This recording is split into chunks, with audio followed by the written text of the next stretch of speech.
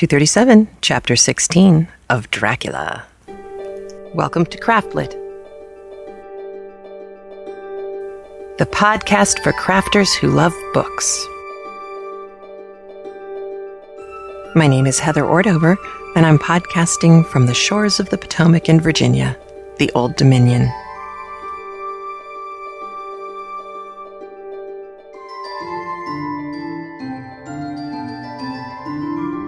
Episode 237, Eyre 2012. This episode of CraftLit is brought to you by Knit Circus, the online magazine featuring 3 rings of knitting, sewing, and fun. You can find out more by visiting www.knitcircus.com. Also, Cool for Cats, the new novel by Andrew C. Ordover. You can get it at Amazon.com. Or find out more from the link in the show notes. Also, don't forget, you can now access CraftLit via Stitcher Radio, the free application you can download onto your Droid BlackBerry or iPod, iPad extravaganzaness things. Stitcher Radio, when you first sign up, will ask you where you learned about Stitcher Radio at the top of the sign-in screen. Please tap on that link and tell them that CraftLit sent you. Also, you can visit audiblepodcast.com/craftlit and sign up for your free trial. I personally think I'm going to be listening to some Forrester this holiday season, perhaps a little Howard's End. I'm not sure yet. Signing up for that free trial will let Audible know that you support CraftLit and that therefore CraftLit is worthy of their support as well. Also, if you are so inclined, this month, the month of December 2011, if you donate to CraftLit, you will be put into the running for a couple of gorgeous patterns from Julie Temseva, and you can see pictures of those patterns at craftlit.com on the show notes. Well, happy almost 2012. We are on the Erev, and if you are not of the tribe, here's a helpful piece of vocabulary. Erev means the night before, just like Eve. Christmas Eve is the night before Christmas. Erev Hanukkah is the night before the first day of Hanukkah, and the Jewish calendar starts the night before. Sundown is the beginning of the next day, and that goes biblical. There was night, there was morning the first day. So as a consequence, there's Erev Passover, Erev Shabbat, Erev all this stuff, and it's just the night before. So we're very close to the night before 2012, if all went well and this podcast loaded itself without my doing anything supernatural or otherworldly or otherwise related to Dracula, where we've left our intrepid men to help with Lucy, the story of Lucy, who have been surrounding and helping Lucy all the while, have agreed to help Dr. Van Helsing with his strange and inscrutable requests. And again, for a group of people who didn't grow up on vampire stories or even Love at First Bite or anything like that, this would be quite a leap of faith for anyone to take on. But Van Helsing's argument was compelling. His blood went into Lucy. He's clearly devoted to her. He's done everything he could to save her life. And now he continues to say he is trying to save her life, or at the very least her immortal soul. And that's not something to be trifled with. So they're taking Van Helsing at his word and following him into the dark, both literally and figuratively. As before, there's a little terminology and stuff like that I thought you might like to know. They will talk about a dark lantern. You've probably seen these in movies from circa this time period, or movies that took place in circa this time period. It was a small gas or kerosene handheld lantern that could be darkened with, it's kind of like a lens cap cover. So it was an aimable light, but it was also an extinguishable light, very, very much like a modern day flashlight, except it was a lantern and it was powered by a flame, which of course could be rather dangerous, but in this case, not so much. And honestly, that's pretty much all you need right now. There's a couple of little things that we'll talk about on the flip side, but For now, I will leave you with the very exciting continuation of Dracula. Dr. Seward's diary continued. It was just 12:15 when we got into the churchyard over the low wall. The night was dark, with occasional gleams of moonlight between the dents of the heavy clouds that scudded across the sky. We all kept somehow close together, with Van Helsing slightly in front as he led the way. When we had come close to the tomb, I looked well at Arthur, for I feared the proximity to a place laden with so sorrowful a memory would upset him, but he bore himself well. I took it that the very mystery of the proceeding was in some way a counteractant to his grief. The professor unlocked the door, and seeing a natural hesitation among us for various reasons, solved the difficulty by entering first himself. The rest of us followed, and he closed the door. He then lit a dark lantern and pointed to a coffin. Arthur stepped forward hesitantly. Van Helsing said to me, "You were with me here yesterday. Was the body of Miss Lucy in that coffin?" It was. The professor turned to the rest, saying, "You hear? And yet there is no one who does not believe with me." He took his screwdriver and again took off the lid of the coffin. Arthur looked on, very pale but silent. When the lid was removed, he stepped forward. He evidently did not know that there was a leaden coffin, or at any rate had not thought of it. When he saw the rent in the lead, the blood rushed to his face for an instant, but as quickly fell away again, so that he remained of a ghastly whiteness. He was still silent. Van Helsing forced back the leaden flange, and we all looked in and recoiled. The coffin was empty. For several minutes no one spoke a word. The silence was broken by Quincy Morris. "Professor, I answered for you. Your word is all I want. I wouldn't ask such a thing ordinarily. I wouldn't so dishonor you as to imply a doubt, but this is a mystery that goes beyond any honor or dishonor. Is this your doing? I swear to you by all that I hold sacred that I have not removed or touched her. What happened was this. 2 nights ago, my friend Seward and I came here with good purpose, believe me. I opened that coffin, which was then sealed up, and we found it as now empty. We then waited and saw something white come through the trees. The next day we came here in daytime, and she lay there. Did she not, friend John? Yes. That night we were just in time. One more so small child was missing, and we find it, thank God, unharmed amongst the graves. Yesterday I came here before sundown, for at sundown the undead can move.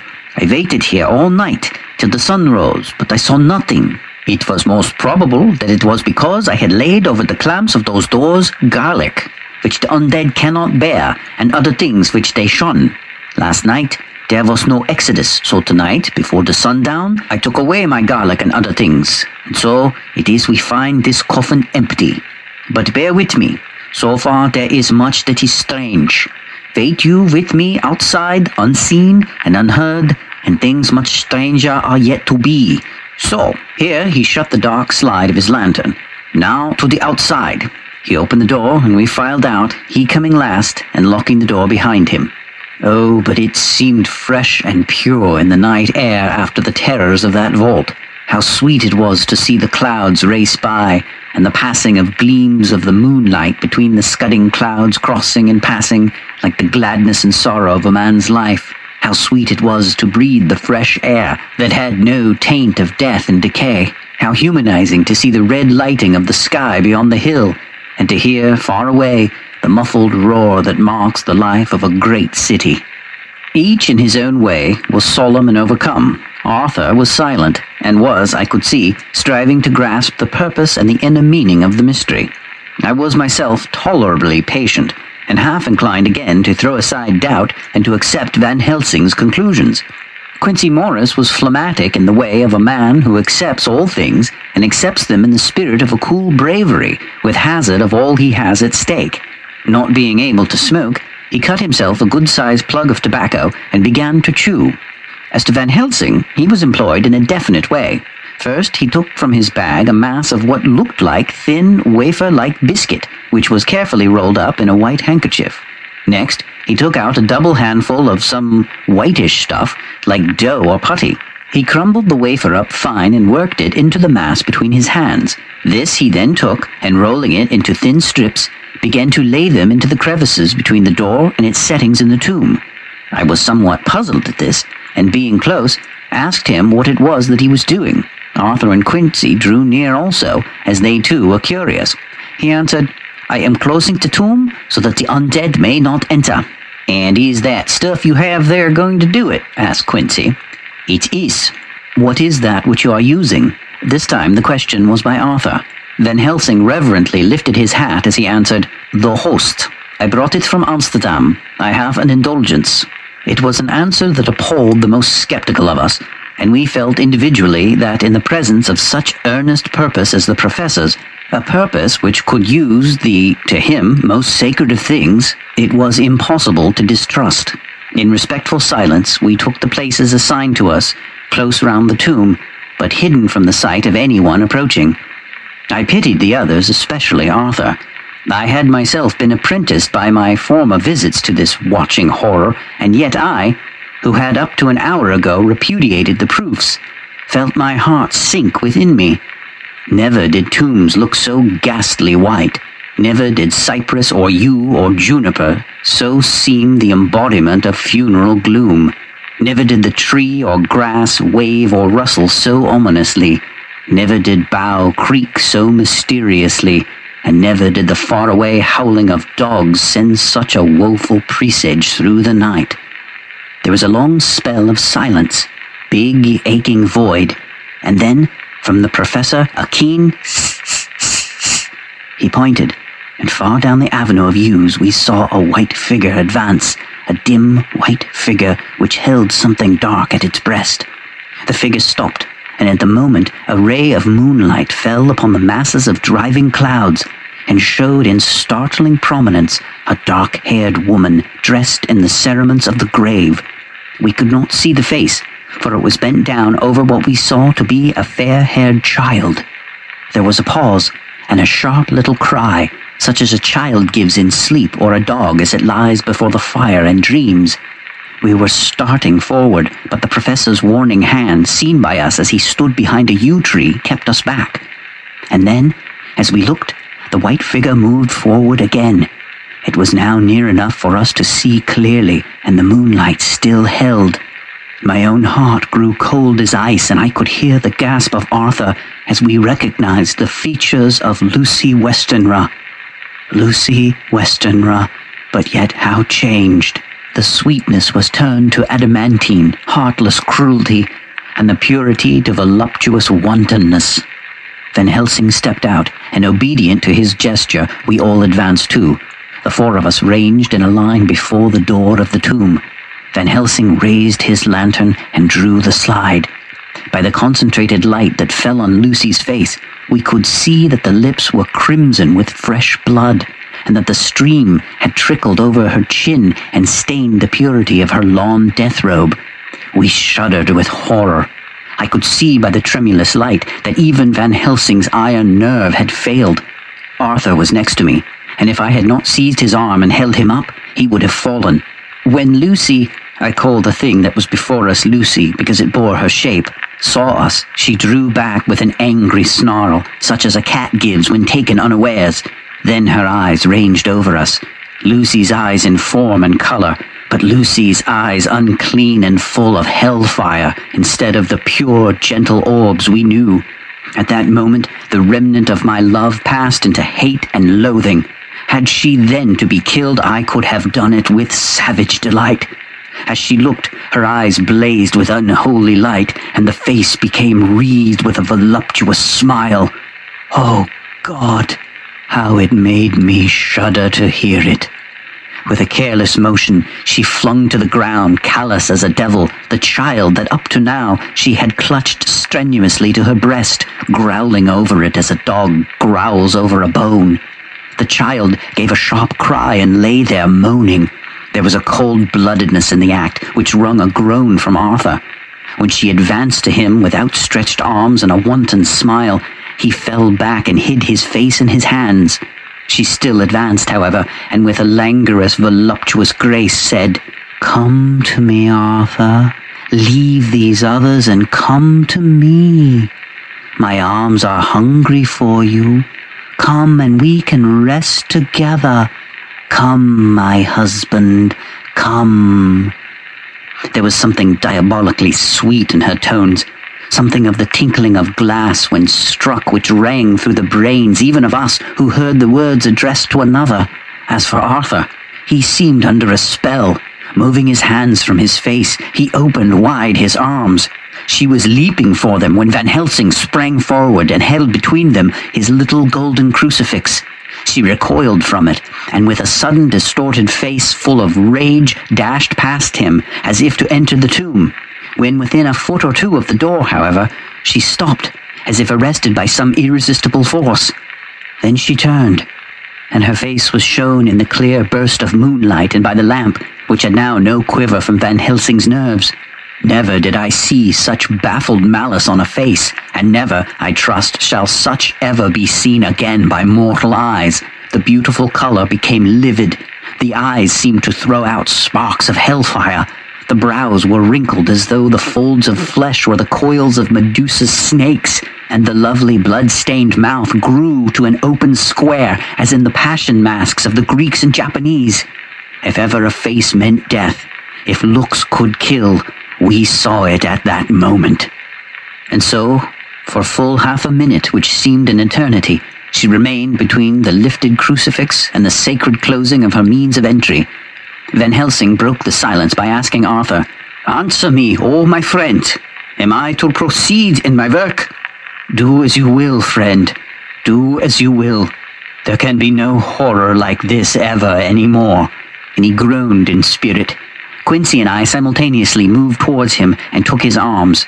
We could hear the click of the closing lantern as Van Helsing held it down. Coming close to the tomb, he began to remove from the chinks some of the sacred emblem which he had placed there. We all looked on with horrified amazement as we saw, when he stood back, the woman with a corporal body as real at that moment as our own, pass through the interstice where scarce a knife blade could have gone. We all felt a glad sense of relief when we saw the professor calmly restoring the strings of putty to the edges of the door. When this was done, he lifted the child and said, "Come now, my friends. We can do no more till tomorrow. There is a funeral at noon, so here we shall all come before long after that. The friends of the dead will all be gone by 2, and when the sexton locks the gate we shall remain. Then there is more to do, but not like this of tonight. As for this little one, he is not much harmed, and by tomorrow night he shall be well. We shall leave him where the police will find him as on the other night, and then to home." Coming close to Arthur, he said, "My friend Arthur, you have had a sore trial, but after, when you look back, you will see how it was necessary. You are now in the bitter waters, my child. By this time tomorrow you will, please God, have passed them and have drunk of the sweet waters. So do not mourn overmuch. Till then I shall not ask you to forgive me." Arthur and Quincy came home with me, and we tried to cheer each other on the way. We had left behind the child in safety and were tired, so we all slept with more or less reality of sleep. 29 September, night. A little before 12 o'clock, we three, Arthur, Quincy Morris, and myself, called for the professor. It was odd to notice that by common consent we had all put on black clothes. Of course Arthur wore black, for he was in deep mourning, but the rest of us wore it by instinct. We got to the graveyard by 1:30 and strolled about, keeping out of official observation, so that when the gravediggers had completed their task, and the sexton, under the belief that everyone had gone, had locked the gate, we had the place all to ourselves. Van Helsing, instead of his little black bag, had with him a long leather one, something like a cricketing bag. It was manifestly of fair weight. When we were alone and had heard the last of the footsteps die out up the road, we silently, and as if by ordered intention, followed the professor to the tomb.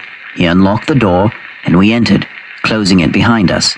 Then he took from his bag the lantern, which he lit, and also 2 wax candles, which, when lighted, he stuck by melting their own ends to other coffins, so that they might give light sufficient to work by. When he again lifted the lid off Lucy's coffin, we all looked, Arthur trembling like an aspen, and saw that the corpse lay there in all its death beauty. But there was no love in my own heart, nothing but loathing for the foul thing which had taken Lucy's shape without her soul. I could see even Arthur's face grow hard as he looked. Presently he said to Van Helsing, "Is this really Lucy's body, or only a demon in her shape?" It is her body, and yet not it. But wait a while, and you shall see her as she was and is. She seemed like a nightmare of Lucy as she lay there, the pointed teeth, the blood-stained voluptuous mouth, which made one shudder to see, the whole carnal and unspirited appearance seeming like a devilish mockery of Lucy's sweet purity. Van Helsing, with his usual methodicalness, began taking the various contents from his bag and placing them ready for use. First, he took out a soldering iron and some plumbing solder, and then a small oil lamp, which gave out, when lit in a corner of the tomb, gas which burned at a fierce heat with a blue flame, then his operating knives, which he placed to hand, and last, a round wooden stake, some 2.5 or 3 inches thick and about 3 feet long. One end of it was hardened by charring in the fire, and was sharpened to a fine point. With this stake came a heavy hammer, such as in households is used in the coal cellar for breaking the lumps. To me, a doctor's preparation for work of any kind are stimulating and bracing, but the effect of these things on both Arthur and Quincy was to cause them a sort of consternation. They both, however, kept their courage and remained silent and quiet. When all was ready, Van Helsing said, "Before we do anything, let me tell you this. It is out of the lore and experience of the ancients and of all those who have studied the powers of the undead. When they become such, there comes with the change the curse of immortality. They cannot die, but must go on age after age, adding new victims and multiplying the evils of the world. For all that die from the preying of the undead become themselves undead and prey on their kind. And so the circle goes on ever widening, like as the ripples from a stone thrown in the water. Friend Arthur, if you had met that kiss which you know of before poor Lucy died, or again last night when you opened your arms to her, you would in time, when you had died, have become Nosferatu, as they call it in Eastern Europe, and would for all time make more of those undeads that so have filled us with horror. The career of this so unhappy dear lady is but just begun. Those children whose blood she sucked are not as yet so much diverse, but if she lives on, undead, more and more they lose their blood, and by her power over them they come to her, and so she draw their blood with that so wicked mouth. But if she die in truth, then all cease. The tiny wounds of the throats disappear, and they go back to their play, unknowing even of what has been.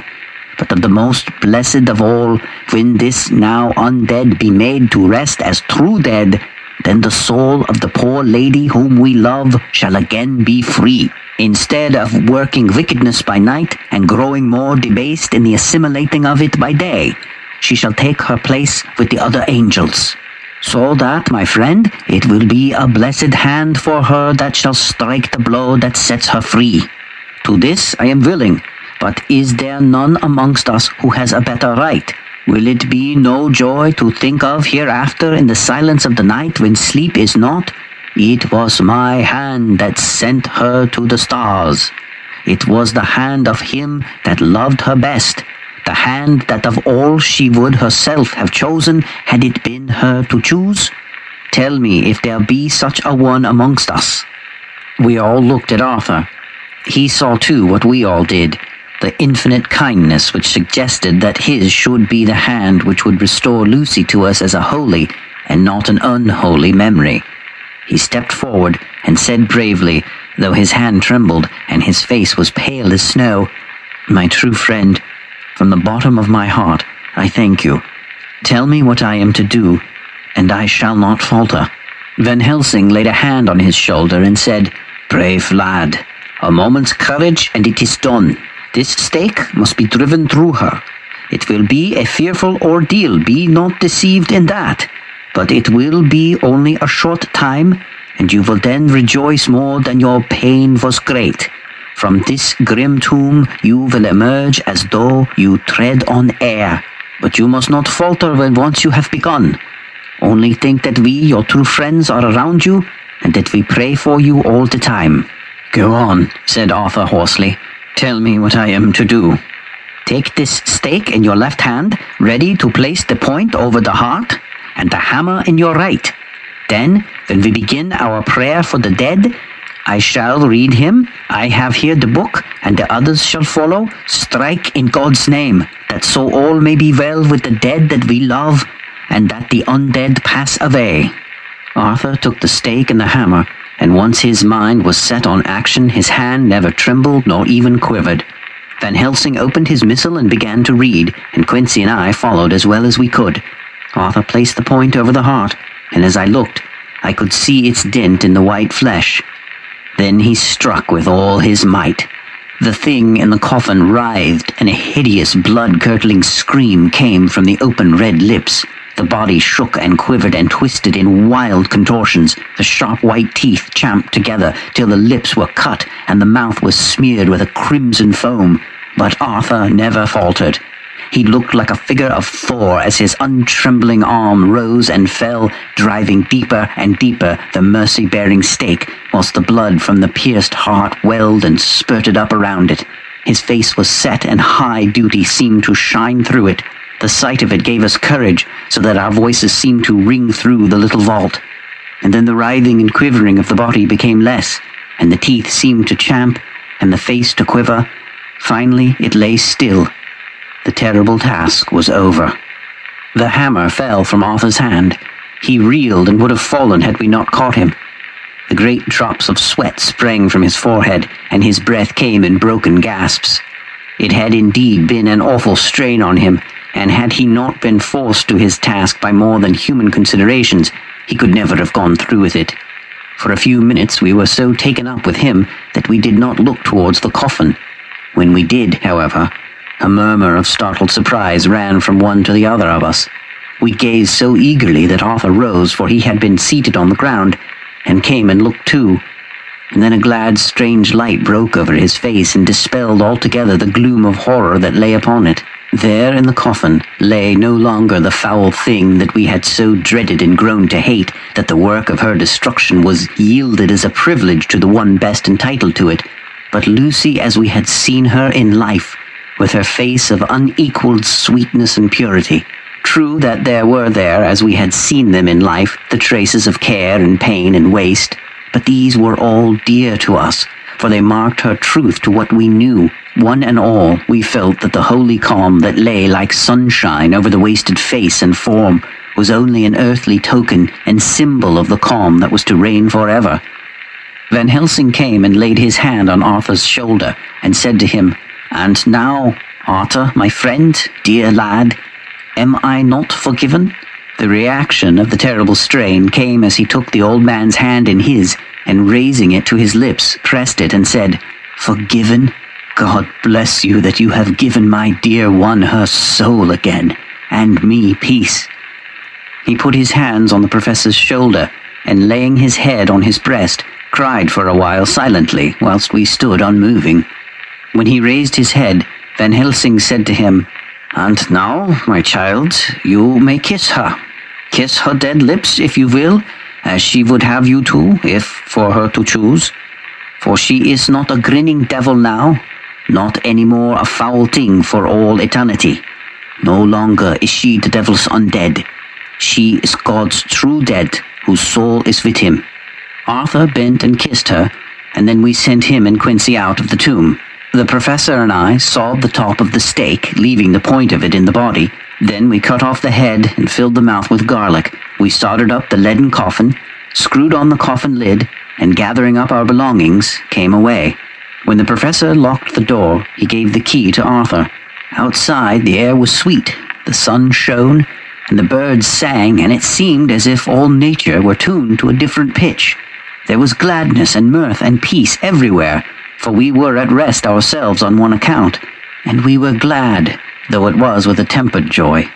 Before we moved away, Van Helsing said, "Now, my friends, one step of our great work is done, one the most harrowing to ourselves, but there remains a greater task, to find out the author of all this our sorrow, and to stamp him out. I have clues which we can follow, but it is a long task, and a difficult one, and there is danger in it, and pain. Shall you not all help me? We have learned to believe, all of us. Is it not so? And since so, do we not see our duty? Yes. And do we not promise to go on to the bitter end? Each in turn, we took his hand, and the promise was made. Then said the professor as we moved off, 2 nights hence you shall meet with me and dine together at 7 of the clock with friend John. I shall entreat 2 others, 2 that you know not as yet, and I shall be ready to all our work show and our plans unfold. Friend John, you come with me home, for I have much to consult you about, and you can help me. Tonight I leave for Amsterdam, but shall return tomorrow night, and then begins our great quest. But first I shall have much to say, so that you may know what to do and to dread. Then our promise shall be made to each other anew, for there is a terrible task before us. And once our feet are on the plowshare, we must not draw back. Well, Van Helsing's last comment, feet on the plowshare, is a reference to Luke, the book of Luke, chapter 9, verse 62. Ha! So Jesus admonishes a follower who wishes to return home before accompanying Jesus. He says, no man having put his hand to the plow and looking back is fit for the kingdom of God. Because really, you shouldn't start plowing your field and walking away. Not such a good idea, is what we're saying here. So we've learned a lot, an awful lot, in this chapter, and we've done quite a bit. Lucy's soul is at rest, put there by Arthur, which was quite an event for him, poor boy. And we've gotten a little bit more insight into the mythology and vampire rules, as it were, although there's still a lot that is kind of a question. We talked before about the term Nosferatu, and this annotated version of Dracula that I refer to for some of what we talk about says that Emily Gerard's 1885 book Transylvanian Superstitions said that that's evidently where Stoker got the term. However, subsequent scholars believe that she misunderstood the actual Transylvanian word. Another author says that the word is a derivative of the Greek word nosophoros, meaning plague carrier, which, kind of makes sense. Whereas another guy, David Schall, who wrote Vias for Vampire, he says that the original book, the Emily Gerard book, must have recorded a corrupted or misunderstood version of the Romanian adjective nesufrit, from the Latin not to suffer. However, Mel Brooks' movie Dracula, Dead and Loving It from 1995 had Van Helsing and Jonathan Harker have the following conversation. Harker says, she's alive? And Van Helsing replies, she's Nosferatu. And Harker says, she's Italian? Just trying to lighten the atmosphere in the tomb, as it were.